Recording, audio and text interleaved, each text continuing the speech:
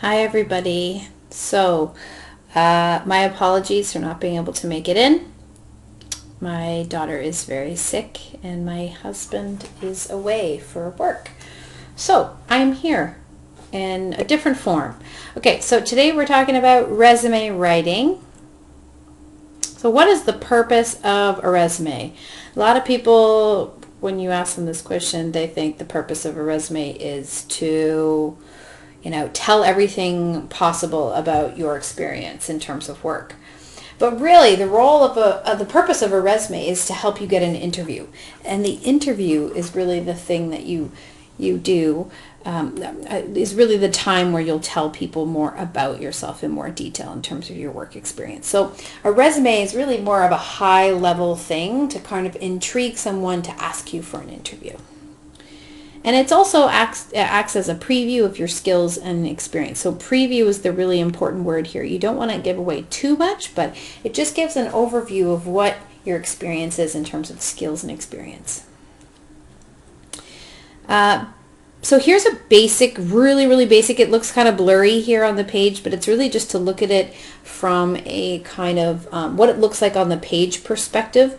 So this is a basic resume. So the first part obviously has that heading, basic contact information here. You aren't required to put your full address, but you should definitely have some way for somebody to contact you. Preferably you should put phone, and you should also put an email.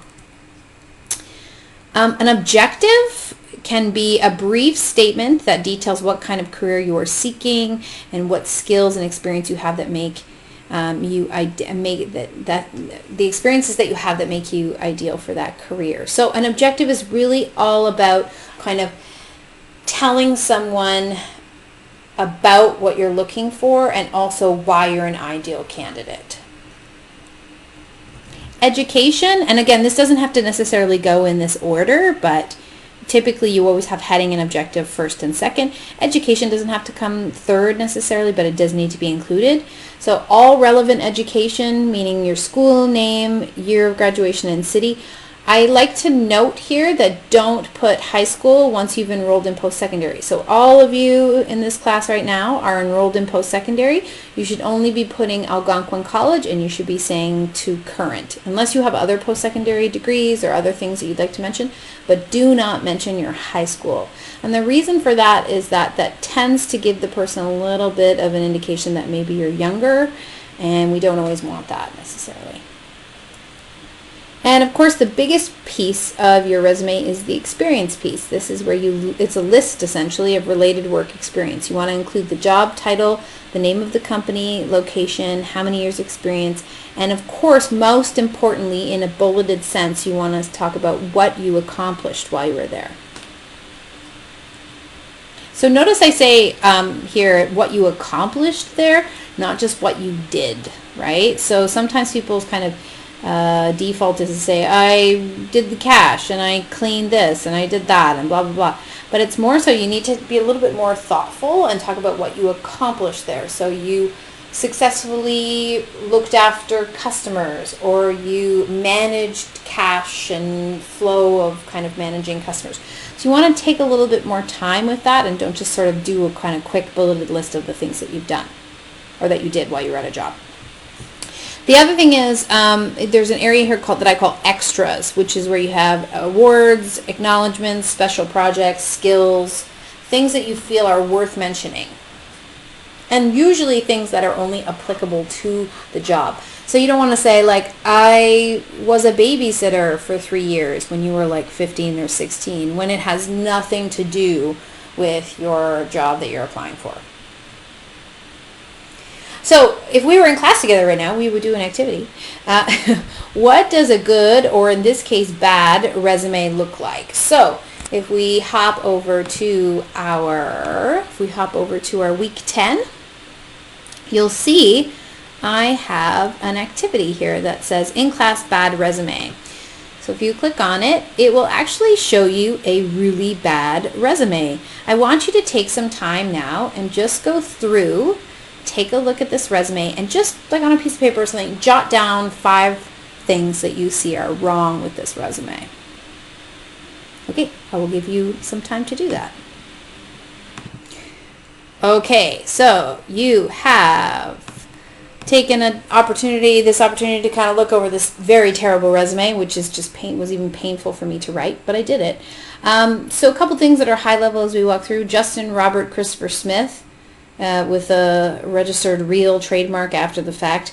We don't need that trademark. That seems unreasonable. Justin Robert Christopher Smith is very long. You probably just need your first and last name.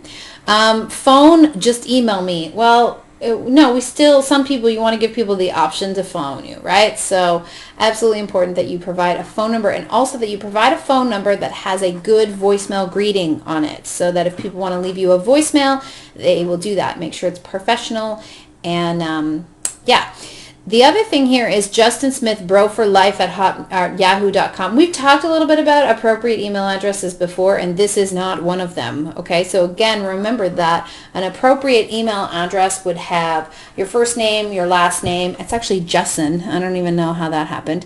But you want to make sure it's some kind of appropriate first, last name, number, and then I would also recommend Gmail, or if you want to use your Algonquin, that's probably a good idea too. This is what I would call even though it is like a cute little belly button, this is what I would call an inappropriate picture. Now, having said that, doesn't mean that your picture can't have some personality, and I would actually say if you're writing a standard resume like this, you don't have to provide a picture, and I wouldn't necessarily encourage you to, because it tends to be a bit weird. If you're working on a LinkedIn profile, it's a good practice to include an image. Now, you can include an image that incorporates kind of part of your personality or part of your work. Like, for example, my LinkedIn image, I'm actually holding a glass of wine. Part of that is because I love wine, but also because I work for the School of Hospitality and Tourism, and wine and appreciation is a huge part of what we do in this school. So that's fine. So if you wanted to include a photo on your LinkedIn of you cutting hair, doing makeup, something like that, that would be fine, as long as it's appropriate. The objective here, exceptionally well-organized and resourceful professional, well, that's a weird capital P there, with more than 6 years experience, okay? Able to handle multiple projects while producing high-quality work in a fast-paced, deadline-oriented environment. Who wouldn't hire me for this job? Well, Justin, I wouldn't. So, there's a couple things that are wrong with this. One is the two different font types here. Make sure you have a nice, clean, similar font type throughout the whole thing. We don't want anything that will distract your reader. Professional with a capital P here is incorrect, so make sure you use your capitalization. Make sure you check for grammar, punctuation, things like that as well. Experience, okay. I don't know. Something tells me Justin's experience is going to be terrible. Acme Business Place, fine. January 2013 to right now. So instead of saying right now, you would say current or present. Okay, if you're working somewhere, right now, that's fine. You just don't say right now. Okay. You'll also see here we have like a star. We have an asterisk and then two bullets. You want to have that consistency again. Use bullets the same way through. If you want to use dashes throughout, whatever it is you choose, just make sure you're consistent throughout. So worked on accounting records for up to 50 bank accounts. Okay, that doesn't really tell us any detail. It's very vague, and I really don't. Worked is not a very strong. It's not a very strong verb, okay? So you might want to pick something that's, everybody works. Technically, if you're working somewhere, you're working, right? So you want to pick a stronger word for there. Formulated monthly and year-end financial statements and generated various payroll records. Okay, fine. Formulated intricate pro forma budgets. Fine, that's great. But formulated. Try not to repeat the first letter. Try and pick a different verb, okay? And actually, if you go to our week 10, under this folder, you will actually see more power verbs for resume writing. These are called power verbs. So they are action. It's a list of action verbs that you can use for exactly this thing on your resume writing. So if you want to talk about helping, you could say arranged or aided or adapted or demonstrated or educated, right? So this is a great kind of comprehensive list that can help you kind of create a little bit little bit more interesting resume in that way. So this just like makes my brain hurt here. Brody's Surf and Burger Shack. He's the head chef. Okay, cool. But what's problematic here is that he has head chef. He's listed here what his title was, but then here he doesn't list what his title is. So again, you want to create that consistency among these. Again, he has a lack of consistency here with a dash, a 2, and a C. That just hurts me. And also the font type is different and the spacing is different and it just looks all over the place, right? Same with how these things are sort of set up as well. Like this is very left sitting, this 2013 to right now, whereas this is really sitting off to the right. So you want to have them nicely lined up and kind of have it like, you know, look clean and clear and kind of create that consistency. I can't say that enough. Handling is misspelled. Talked to customers. Well, I mean, that doesn't tell us anything. What did you talk about? What did you help them with? Talking to customers is not exactly, you know, doesn't really show us that you were good at your job. You just basically were doing the basics of your job. Made daily special and did lots of money handling. Wow, that's just poorly written. What do you mean by money handling? Did you work cash? In what capacity? Made food. Oh, Justin, I mean, that's your job. So you made food for who? What kind of food? Go into more in detail, you know, actually spend some time with that. I don't know where this restaurant is, but it's ripping off McDonald's with 2 semicolons in the middle of it. So McDonald's restaurant as a burger flipper is fine, but again, make sure you properly spell, make sure you take time. Made stuff for customers. Wow, Justin's really not giving us much here. And again, even if it's like you go through the basics of, you know, just tell us the kind of how many customers you dealt with. Like tell us about you would work rushes or you would take shifts at the last minute. Like tell us the things that made you a great candidate in the work that you did. Okay. Even at McDonald's, even if you worked at McDonald's, it all counts. Okay. So the education section here is Carleton U. It should definitely be Carleton University. Make sure you always put the full name of the institution. Top of my class in business administration. Okay, define top of my class. Top of my class doesn't tell me anything. What was your percentage? What was your GPA? Did you receive a bursary because you were, I don't know, whatever. Tell us more. You know, top of my class. Okay, that could be like the top 80%, you know, 20%, 50%. What do you mean? Graduated, this is great, graduated 2014. St. Paul's High School. Here he doesn't even bother to like change the weird formatting Latin that comes with a basic format. So make sure you take time to do all those types of things. Graduated 2008. Now, I would say here that he doesn't need to include St. Paul's High School because once you are enrolled or graduated from a post-secondary institution, you should not be putting your high school on there. And the reason for this is it makes you look really young, okay, when you do that. I think I already mentioned that, but I'm mentioning it again because it is something I'm going to be looking for on your resume, and it's where people always lose marks. So, skills, he says he's excellent at surfing. I mean, I don't really care if you're excellent at surfing. If he was applying for a job in a surf shop or like as a surfing instructor, great. But then, you know, to say you're excellent at surfing, well, that's your opinion, Justin. You know, you actually got to back that up with something. Took a special course on customer relationships and quality control in the workforce. Great, that sounds good, but what does IDC? I mean, I think of IDC as I don't care as a short form. Obviously, it means something else, but Justin hasn't bothered to take the time to tell us what that actually stands for. So make sure you don't use acronyms that people won't understand, okay? Make sure you use full names of things, especially the first time you introduce them. Graduated with honors in what? From where? In high school? Carleton? Tell me more here, okay? So this is a truly terrible resume, but I use it to kind of go through some of the basics of what we see in terms of, you know, what we want to avoid. So common resume mistakes, just to like recap here. Some common mistakes that people make is that there are grammar and spelling errors, There's a lack of specifics, so make sure you tell us specifically what you did and tell us, in detail.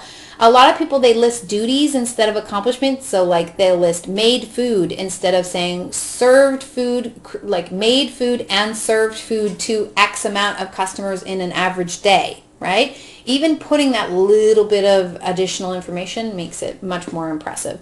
Writing too much or too little, sometimes people will write like a massive amount of text. They'll put like a giant paragraph underneath something.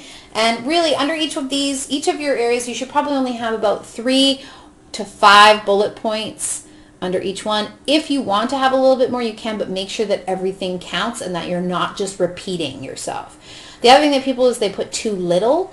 So if you have stuff that's kind of really old on your resume and doesn't really relate, but you want to include it on there, you can include them and then have maybe like 1 or 2 points. That's fine. But you should always have, with your most recent experience, like 3 to 5 points.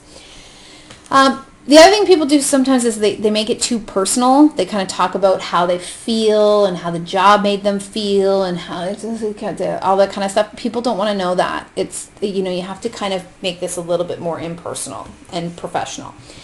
Inconsistent fonts, formatting, or bad font choice. That's very common resume mistakes. Make sure you have a nice, clean consistency throughout.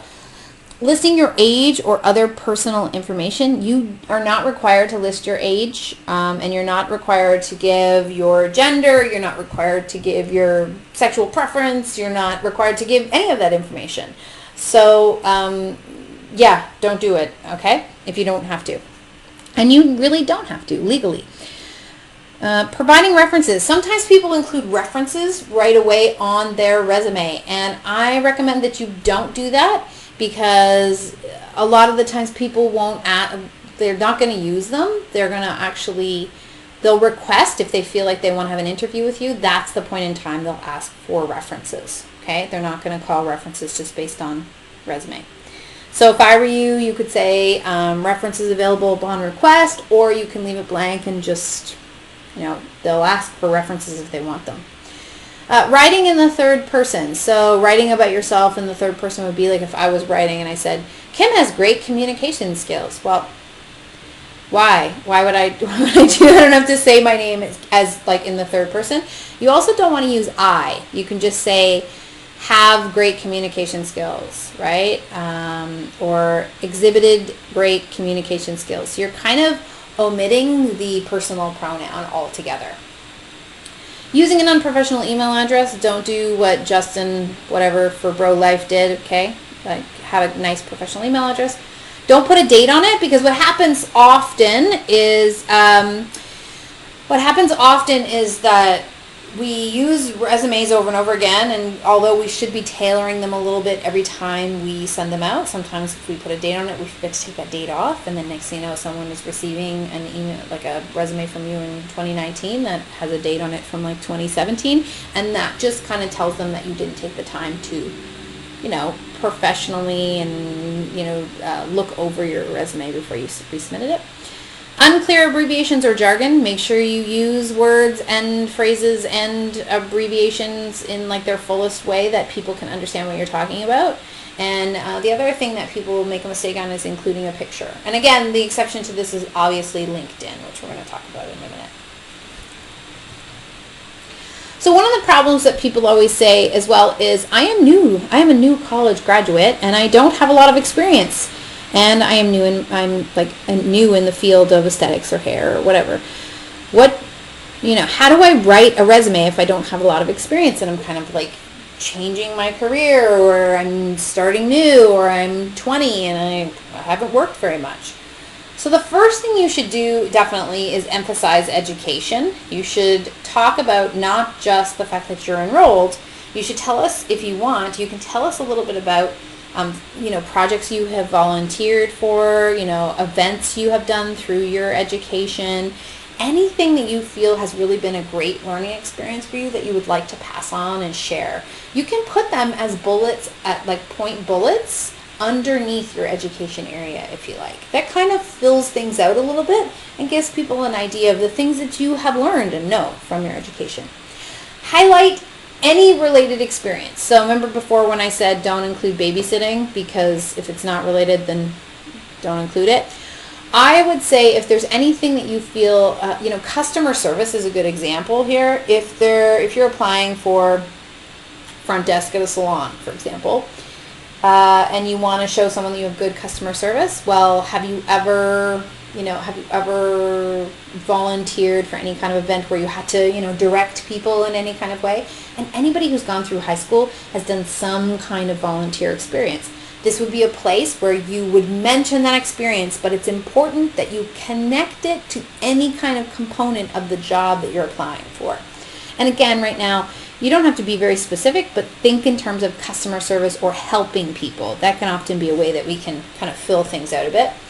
Put extra effort into your goal or a goal-oriented objective. So that first kind of part, or the second part underneath the heading where we talked about an objective, think a lot and put effort into what your goal is. So you can even say here, my goal is to gain experience in a reputable spa so that you would talk about the learning experience of it.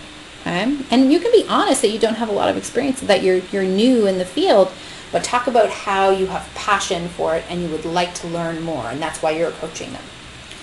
Don't get discouraged. It's so easy to get discouraged when we're starting out. Just know that the more you try and just the better you write your resume and just show that effort in your resume is really, really important, because somebody is more willing to take a chance on you if you put that effort in. So power verbs I mentioned before, but when listing your accomplishments underneath the experience area, it's always a good idea to start with a verb. So rather than worked with team members, you would say something a little bit stronger. So you want the verbs to be powerful and specific. So worked with team members, you could say collaborated with team members. It's just a little bit stronger, a little bit more interesting. Helped customers, well, everybody helps, you know what I mean? It's a pretty weak verb. Instead, you could say assisted customers, right? Spoke with customers, well, I hope you spoke with customers. Otherwise, I don't know what else you'd be doing, right? We all speak to customers anytime we work in kind of customer service or hospitality industry, but discussed with customers. And then that kind of opens up. What did you discuss with them? Let's say you work at Chapters. You could say, we discussed their preferences in books and suggested kind of other things they could read, or discussed with customers they were buying gifts and helped them, whatever. You know what I mean? Like, you can go into a little bit more detail, and it shows that little bit of personality. So I've kind of shown you the basics of a kind of basic resume, but now I want to show you my LinkedIn. So just one second and I will bring it up. Okay, so if you go back under week 10, you will see it says Kim Bosch LinkedIn sample. This is my LinkedIn page. Yes, so it's actually going to show it now as me logged in. So I'm going to actually sign out so that you guys can see it without it looking that way. Let's try this again. Let's go back. Okay, so when you click on this, it will come up and look like this. There I am. That's me, like I said, holding a glass of wine because it's appropriate for where I teach. So you can see it's very similar practices for LinkedIn as there is for a basic resume on paper or in a Word doc. It has my name, has the kind of basic things in terms of my information. It also has join to connect. So if you want to connect with me, I prefer not to have my phone number on there. I just like to do everything through email, so it's very easy. It's already there. It has kind of where I am, where I'm located. About, this is otherwise known as your objective. For me, I have a great job, and I feel lucky to have that. Passionate communications professor dedicated to student success and higher education curriculum. That's me. Experience. So we go into experience. It's all clickable. You can see we've got this nice consistency throughout, right? It looks nice and clean. At least I hope it does. If anybody finds a typo on this, please let me know. English coordinator position, my professor communications, So yeah, feel free to scroll through this and look and take a look and whatever. So that's all my work experience. My education comes after, very, obvious kind of thing. I have, activities in societies, things that were kind of additional things I wanted to mention. Under publications, these are things that I have published, and courses that I've taken, additional courses I've taken, projects, and again, this is all fillable. You can fill this out on your own. These are all projects related to whatever. And then honors and awards. So this is kind of the online version of your resume, and a lot of people are starting to use LinkedIn more regularly for these things, and I mean, I like it. There's things I like about it, but then it doesn't completely replace a paper resume. So yeah, both are very valuable in kind of slightly different ways. So with that in mind, so we didn't go through our checklist, but that's okay. Resume basics lesson, bad news resume, power verbs are here, LinkedIn sample. So before you start working on your assignment for this week, and we were going to spend some time on this in class, but now you'll get some time wherever you may be to work on this. Before I go through this is a video on brainstorming your work experience. So some of you are like, I really don't even know how to get started. How do I think about my work experience? How do I write about my work experience? How do I figure out what's worth writing about, what's not worth writing about? This is a great video. It kind of walks you through how to brainstorm thinking about work experience for your resume and how to write about work experience. So I'm going to leave that. I'm not going to play it. You can play it on your own. So if you're having trouble brainstorming, that's a good place to go. So your assignment for this week, and it's due next week, and of course next week as well, I will answer any additional questions that people might have. I'm happy to do so. So just let me know. Resume writing assignment, and there's actually 2 parts to this. So I shouldn't say 2 parts. There's 2 options for this. So the 2 options for the resume writing assignment, I'm going to make this a bit bigger because I'm blind right now. So for this assignment, it's worth 10%. You will write a basic resume highlighting your work skills. Your resume does not need to be targeted toward a specific job, but if you have a specific job in mind and you want to include the link, you can do that. Just include it in the comments box, okay? So say, hey Kim, the comments box on Brightspace. Say, hey Kim, this is a job I'm actually like really legitimately interested in, or that I found, and yeah, I'm kind of tailoring my resume to it. I'm happy to do that. Happy to give you a little bit of feedback. That's fine. For this assignment, you can either create a LinkedIn page, so you can put your resume online, create a LinkedIn page for yourself. You need to submit the link in Brightspace. So you still need to submit that link to me in Brightspace so that I can click on it. You can just put it in the comment box. That's absolutely fine, okay? Or you can submit it through, Word. You can attach a Word doc, whatever you want. As long as I can access it, I'm happy. Don't email it to me, though. Make sure it goes through Brightspace because that's how I'll mark you. Or B, you can create a resume in Word. So you can create a really basic kind of resume as a Word doc. And you submit that document in Brightspace. So you can choose one of the 2. How you will be marked on this is the following. Your header, which is 2 marks. Does it contain personal contact information? Does it have a good email? Like, is there a way to contact you that's very clear? Is it well organized and clear? Like, is everything included? So for something like LinkedIn, did you include the city where you're from? Contains all the information, contact information, full name. Like, did you actually take the time to fully fill that out, right? And do your due diligence? If I sent you an email through Facebook or through LinkedIn, would you be able to actually contact me? Like, would it work?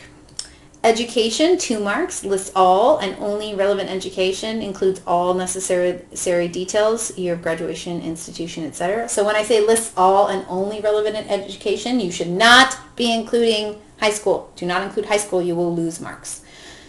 Experience, 6 marks. Does your resume show accomplishments, not just duties, so not just what you did, but accomplishments?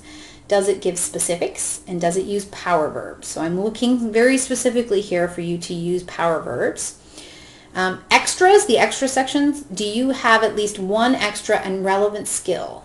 So I'm looking for something here that can tell me something that's makes you a little bit extra special.